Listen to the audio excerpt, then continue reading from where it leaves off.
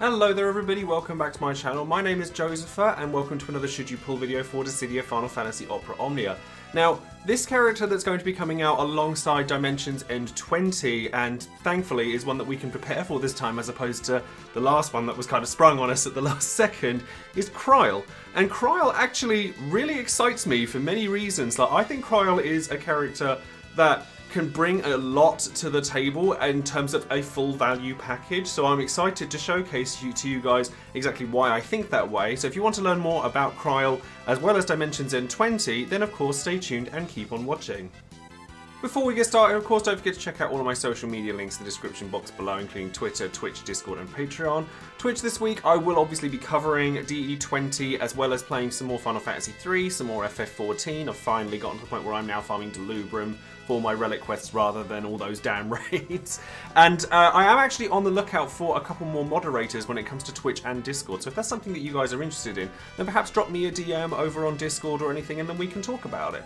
Over on Patreon, I always shout out one of my patrons every time I release a new video, and today that person is going to be Striking, who has been part of my circle for quite a long time now, so it's lovely to have you here as always, and it's lovely to have your support on Patreon as well. If you're interested in getting a title card made for you, just like Striking has here, or if you'd like other benefits such as being part of Would You Pull, being a part of voice chats with myself, and other benefits as well, then perhaps consider becoming a patron yourself. Don't forget to check out all of the other content creators out there for Dissidia Final Fantasy Opera Omnia and all of the resources that I have linked around here as well. But enough about that, let's go and take a look at Krile.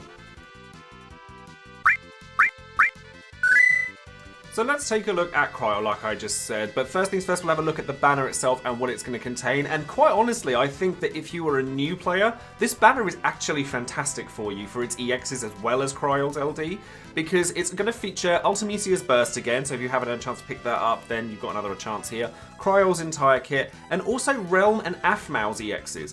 Now, as characters with just their EXs go, both Realm and Aphmau are actually very good characters that will help you, certainly if you're a new player, through a very large amount of content. Aphmau is kind of like a jack of all trades, does all sorts of things for you in terms of buffs, healing, buff extension, free turn. She does so many different things, and Realm is really good for some of those early Lost Chapter Lufenias you might be missing, for bringing elemental damage along for, by bringing different summons along with you.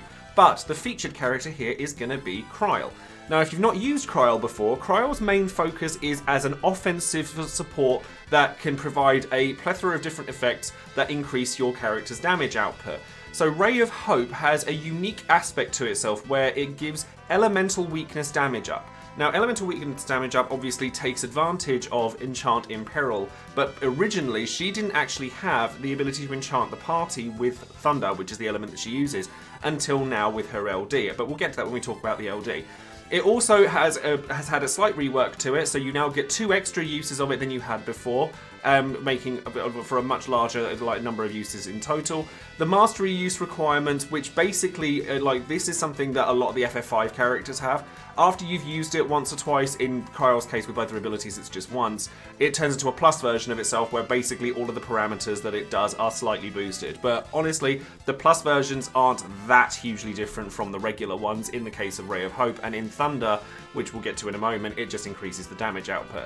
But you get attack up for the party, you get the weakness damage up as well, and now it doesn't add to your turn count either, and the HP plus damage that you would, the HP plus attack that you get now deals splash damage on top of it. So it all adds up quite nicely. And then, the HP plus now batteries, it's Thunder that deals splash damage. HP plus now batteries your party. Thunder is just a Brave HP attack that has 5 Brave hits on it, which is fine when you're using either Thunder or Thunder Plus. It also grants Krile with max Brave up, and it basically now, with the rework, it now has splash damage and overall increases to its potency. Now, one of the best things about Krile was actually her EX, and this is still really strong to this day. Krile, I've had her EX for a long time, and I've used her actually a very, very large amount because it does so much in terms of keeping your bravery active.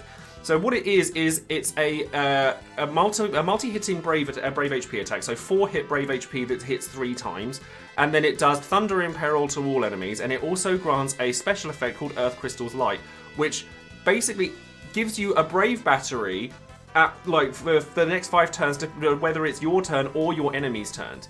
And this is it's just really nice to have. And because her EX is so fast casting, like it has a normal recast rate which goes up to fast once you've maxed it out, and you also start with your EX active as well, so you get the recast version of it rather than having to charge it up that initial time. And you just get some really nice stuff out of it. Like that Earth Crystal's Light actually benefits you in a huge number of ways because it keeps you safe if you use it just before an enemy turn, or if you're going on the offensive, you're just batterying for days. And if you're going through a burst phase as well, this doesn't tick down while in a burst phase, so you're going to have that battery for every turn during that burst. So it adds up to a huge amount of damage. And because you get the Thunder and Peril on top of it as well, it means that her damage output is better because her HP attack is also Thunder. It also adds, Thunder itself is Thunder damage, obviously. But her LD now, her LD is just coming out now, which gives the ability Cleansing, which is a 4-hit Brave HP attack AoE that hits 3 times once you put the LD boards onto it. And it gives Thunder Resist down again, and it also inflicts a framed debuff to your opponents called Judgment, which is a defense down that triggers a trap after the enemy has acted that inflicts a guaranteed paralysis. It's kind of like a weird take on Shantoto's LD, where it does the paralysis immediately, whereas Kryle's will do it after your opponent next acts. But you not only that, you also get a really, really nice buff out of this as well called Unspoken Bond, which makes it so that Kryle's bravery can't drop below 10% of her max bravery, so it makes it really, really hard to break her at that point. But it also raises her initial bravery. It also gives the party Thunder enchant, which is a huge thing for her because it means that she kind of comes full circle when it comes to her damage output and the offensive support that she can do to the party. It also increases stolen and gained brave overflow, and it also gives attack once you put the LD boards onto it as well. And then you only get 3 uses of it, but the Unspoken Bond duration does last for 16 turns. So realistically, that's what you really want from this. But the fact that you get that Judgment attack on top of it as well, like it does both the offensive and the defensive, which is something that Krile has always been very good at. But the only issues that Krile already has is that even with all of these upgrades, her damage output isn't the greatest. Like Ray of Hope doesn't do damage. You know, the fact that you get all this battery, like a lot of her damage comes from her battery capabilities, from her EX, because her Thunder on its own isn't all that powerful, and her HP plus isn't all that powerful either. But just by being there, like there's a big trend at the moment of characters that all they have to do is kind of stand there and they benefit your party massively, and Krile does that to a huge extent. So honestly, I think that having like Enchanting Peril, regardless of what element it is, because Thunder is a very oversaturated element for the Enchanting Peril, but just by having it, your party's damage output increases exponentially. Her EX is still one of the strongest EXs going in terms of what effects it can give you, because it works on both your turn and your opponent's turn, and because it's a fast recast, you'll have that up probably more often than not. It just works out very nicely. And then to have the paralysis as a safety measure as well means that she now has the ability to keep you alive as well as just keep your damage flowing. It all just adds up to a really pleasant package. Not only is Krile really good in your party, but her cool abilities are actually very strong as well. As in, I'd argue that her cool ability is up there with the likes of your Rams, Archias, and Jack, just because of how many different things it does at once. Now, Kryle's Cleansing does exactly what it would do if you used it with Krile. It provides the special effects, it provides the enchant and the imperil, which is quite unusual for a cool ability to be able to do. But when you're going for that damage phase and you know you're going to hit something really hard, maybe just before a summon or something, to have enchant imperil on a team that maybe doesn't already have it will massively increase your damage output. And you get a half decent hitting attack because you still get the triple HP dump on there. You still get the Judgment debuff, which means you're going to get a paralysis out of it at the end of everything, and their defense is dropped while you're going off with this massive Enchanting Peril in your team. It just adds up to all having a lot. And because her regular call is Ray of Hope, you actually get the elemental weakness damage up as well. So by doing one and then the other, you get a massive boost to your party's damage all at once. So I think that Krile is actually very valuable, not only as a party member, but as an LD call as well. And then, as I said earlier, with her LD board, all that does is add an extra 4-hit Brave HP attack to her LD, so it has 3 HP dumps in it instead of 2, and it also makes it so that the special effect also grants you bravery, or grants you attack to the party as well. When it comes to like high armor, I think that it's decent. It's the Unity Keystone. I always very highly value the Unity Keystone because it affects your party and not just the character in question. So having that is going to increase the damage output for characters that maybe don't have as high damage but have massive support capabilities, such as Balthea. So having access to that is going to be really helpful. And then lastly, with artifacts, she's another earlier character, so just give her attack and max bravery, or even initial bravery. Initial bravery, she does get a lot out of that as well, but an attack and max bravery does work very well for her because she's an early character. She doesn't have a C50 that goes with it, so just keep it simple.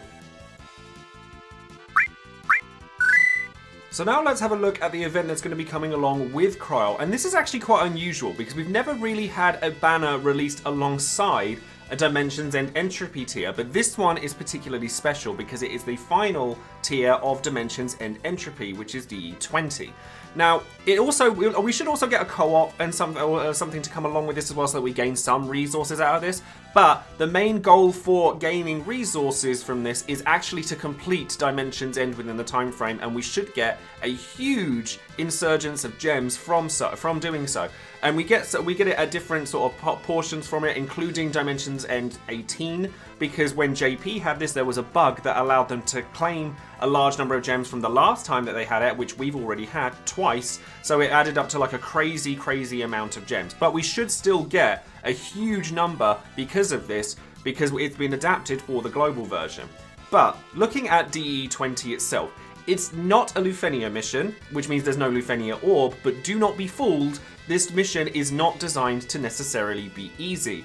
You're fighting against Blackened Will, which was the final boss from the story, or the first act of the story. Now, the first wave is exactly the same in appearance to what we had before, where you'll get the eye and the 2 ads that come along with it. Then when you kill that, you'll then get the actual Blackened Will enemy. Now, the first thing that you'll know is that the enemy likes to do a AoE Brave HP attack on turn 0, so before your first turn even starts. So you'll be starting the fight with low health, which is basically required to be healed so that you don't end up getting barraged by HP attacks, which this wave really likes to do. In fact, Blackened Will in general just likes to throw Brave HP attacks at you over and over and over again, so you have to be able to tank and heal that off. But also, to do it turn 0, it's kind of like a damage check to make sure that your characters are actually strong enough to deal with it. Now, while the eye is active, it's immune to delay, except for being broken. It can't be launched, and basically it also has a HP damage reduction barrier as long as the ads are there. So it takes 30% less HP damage, and breaking it doesn't delay it either as long as those ads are there. So you're required to get rid of them first. Basically, and then it has a recast ability, which is just a big AoE Brave HP attack. It'll also resummon the ads regularly, and whenever the ads attack, it will heal the boss equal to the amount of damage that they've dealt. So basically, it all adds up to being a really tanky first wave that hits really hard, so you're going to be wanting to bring your best characters along for the ride here. And then wave 2, which is the normal Blackened Will, or the actual sort of like the monster itself, does, again, lots of Brave HP attacks, but it also has a really unique gimmick in that it resurrects itself 4 times after the first time you kill it. So it has 5 lives, essentially, and each of those lives has a different gimmick to it that you then have to deal with in order to be able to kill it ultimately. Now, I actually took this from Reddit, and I have a little display just here to show you exactly what each of those waves does. So each of those lives can be taken as a wave in and of themselves. They all have about 1.3 million HP until the last one where it jumps up to 2 million. The first wave will be reduced bravery damage, and it takes more damage from weakness damage. The second one is that it heavily reduces bravery damage, but battery is increased. So basically, characters like Dark Knight Cecil are going to do very well here, because even though the bravery damage is reduced, being able to launch this, because you can launch Blackened Will the second time round. You can't, however, delay it or do any kind of like debilitating debuffs that stop it from being able to attack. And then you can still launch it, so you'll get the battery off of things like or Valiant Blow or anything like that. So after that wave, you then get the third one where getting broken, you instantly die. The character that gets broken just dies straight away, so you have to be able to protect yourself. And then wave 4, you have to not let the boss take a turn at all. So if you've got bursts and you're bringing that along, this would be the time to use it. And then on the final wave, it just gets a massive stat buff, and if you leave it for too long, then it will just party wipe you outright, and you have a lot more health to deal with. So this is where you'll want to summon. Now, there are plenty of different characters that you can use for this. The most common, however, if you want to make this really easy for yourself, if you've got Lightning's Burst, Warrior of Light's LD, and a Mid-Italian, you can make this really easy for yourself, because while you can't delay the enemies, you can break them repeatedly, and you can delete their turns as well. So you can get around it like that, and then because Warrior of Light has the Bitter End buff, all of the HP attacks that are going to be coming at you from the first wave won't be nearly as scary, and then a Mid-Italian can just control the board as much as they need to. But like I said, Dark Knight Cecil is really good for this. Any kind of tanky characters like Gladio and Guy, they're going to be really helpful here. If you wanted to bring Ramza along, Firion, Rude, I think even Balthier could work here. I actually want to experiment to see if, because this isn't a Lufenia mission, to see if Vincent can get the initial bravery down low enough that you can kind of get that head start by making the quick reset 0 bravery. But I don't know for sure whether that will work or not, so I'm not going to recommend it here. And obviously Krile. Krile will do really well here just by keeping up your bravery and making it so that you don't get broken practically at all. You actually have a lot of options here. There are tons of clears available on YouTube for this particular mission, so if you haven't had a chance, then definitely just search FEOD20 if you want to see the JP version clears, or DE20 when it's finally released if you want to see more from us. So now we come to the should you pull portion of the video, which is of course the question that everybody wants to know. Should you be pulling for Krile?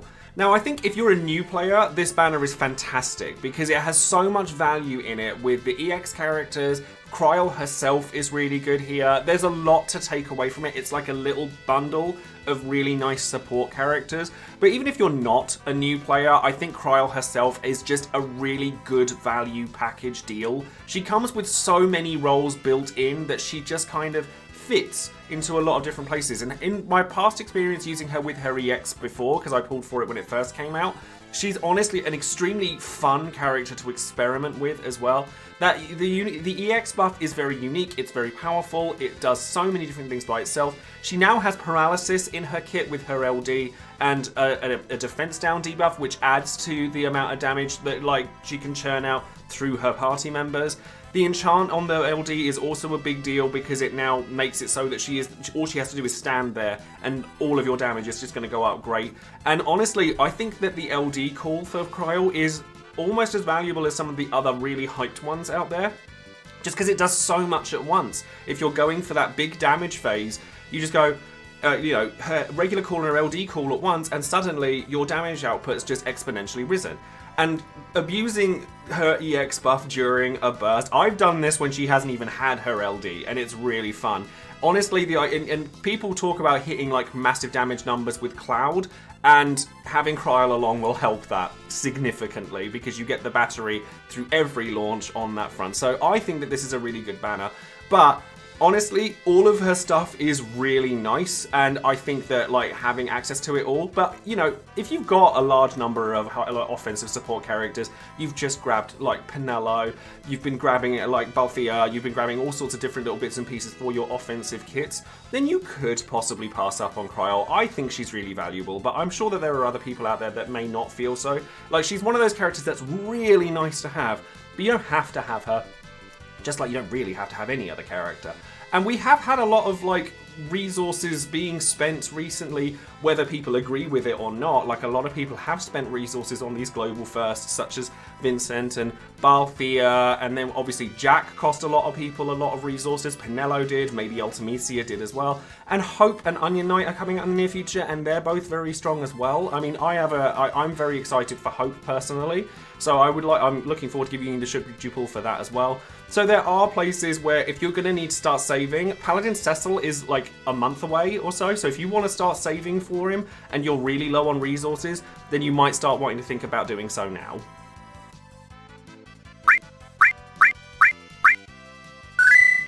And now lastly, it's time for Would You Pull, the section of the video where you, the viewer, get your chance to voice your opinions on whether you would or wouldn't pull on any given banner and why. Now, in the case of Krile, I think that most people consider Krile a bit of a luxury item. I think she's slightly above that stage. Like, I think that she's not a mandatory pull by any means, but by having her, I think that that LD call in combination with all the different things that she can bring will open up a lot to you in ways that perhaps people didn't think. But in terms of numbers, 16% of people said that they were going to use gems on this banner, 78% of people said they were going to use tickets on this banner, and just 5% of people said that they weren't going to put on the banner at all. So I do think that like a lot of people want Krile, but like I said, we have had a lot of people using a lot of resources recently, so something's got to give eventually, and you need to be able to recover them. So going into some of the comments that we've seen here, Teriyuchi says, I will personally only throw a few tickets at this banner. It's been an onslaught of must-haves in the past couple of weeks and won't get any easier in the coming banners. So I personally find this one to be one of the easier skips out there. Besides, I have full kits for Lightning, Garnet and Raijin, so lightning damage is not a sore spot for me. So yeah, I mean, like I said, lightning damage is a very common enchant in peril. Like, you've got Desh, you've got Raijin, you've got Lightning. There's lots of characters that do it. However, I think that because just having access to an enchant in peril at all can make a character more valuable. Unless they're obviously resistant to like thunder or absorb thunder. Because of lightning, there are quite a few that do, so that you can't bring them to everything, and it's something that is worth bearing in mind, is that Krile can't be brought to everything on the back of the fact that her kit is elemental based. Braggins says, I have everyone's kit purpled on this banner and have very little resources left after what's been a ridiculous month. I still need Ultimecia's BT, but I'm not actively pulling for it. We'll throw a few tickets at the banner in the hope for Krile LD, just can't afford to invest too much as I'd rather have Hopes LD. Fingers crossed for the free pull. For starters, I don't know for sure if they actually confirmed if we have a free pull for this. I think we do, but I just in case, I want to make sure to people to know that we've had a lot of free pulls on a lot of stuff recently. If there isn't one, please don't be mad about it. But like, yeah, Hope LD is coming, and that's another really strong one because it has access to a magic in peril, and obviously his kit is very support based, but it's more defensive, whereas Krile is more offensive. So honestly, at that point, it's just going to come down to a matter of taste. And then we have Doc Shooters who says tickets for sure. My gems are still hurting from Ramza and Balthea, but Krile is an absolute favourite.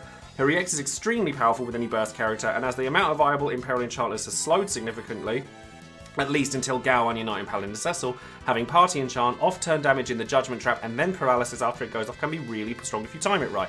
And then even just as a cool doing the Trap, the Imperil, the Party Enchant, and the Brave Overflow makes Krile a worthy pick whether she's in your main party or not. This is basically everything that I've said consolidated into a very small paragraph, but I do think that she's very worthwhile. I do think that tickets are the way to go though, because gems, that like we've got banners coming in the next month or so that are going to be more demanding for people's gems than this. But I do think that, I mean, I'm certainly happy to throw a fair amount of resources at this myself personally. But sound off in the comments below and let me know what you guys think. And then finally, Brody1 says, I plan on using tickets to go for the LD. I have Krile 3 out of 3 and ready for DE20. If I'm able to snag Realms EX and Afmao's full kit along the way, I'll be happy. This comes down to what I was saying earlier. If you're newer to the game, Realm and Afmao are both really quite valuable characters to have access to, even though they don't have LDs yet. Because if you're starting, you ain't going to be hitting every Lufenia down the road straight away anyway. So to have access to these two will help you sort of pick up the pace and sort of join the, like, get through the rest of it so you can get to the point where you're earning enough. And to be honest with you, even Afmao and Realm are used in certain Lufenias anyway. They're earlier ones, but they can be used in them. So if you do grab them along the way and you didn't have them before, bonus. So that's going to be all for today's video, although I do want to quickly comment on Vincent a little more, because now I've had a little more time. Like, I did pull for him, I did acquire him, you may have seen my OO covered video already, and I don't think he's as bad as people make him out to be. I don't think he's great, I don't think he's busted, I don't think he's super powered or anything. However, I think that people are undervaluing the initial bravery down. Like, I have taken Vincent through Jack's Lufenia alongside Edward, and you can actually do the 0 eye bravery, 0 brave like instant re-break shenanigans that you could do before back in the day in Chaos. You can do it in certain Lufenia missions, and it's not the most efficient thing in the world because Edward's damage is pretty garbage at this point. But if you can take them to a event that like doesn't absorb thunder for a start, because Jack's Lufenia absorbs thunder, which writes off both Lightning, who is perfectly paired with those two, and Vincent's skill too, sadly. then I think that he's somebody worth keeping an eye on. Like, I'm really glad that I have him, but I think that if you're low on resources, I wouldn't go out of my way for him. So if you guys wanted a little follow-up on my thoughts on Vincent, that's my basic kind of feelings on the matter. Anyways, that is going to be it from me now, so thank you very much for watching the video. Don't forget to like the video, subscribe to the channel, and click that bell for notifications on any future videos I might be making, and I will see you guys, hopefully, for DE20 on Friday on Twitch. So thank you very much, and I shall see you then. Take care.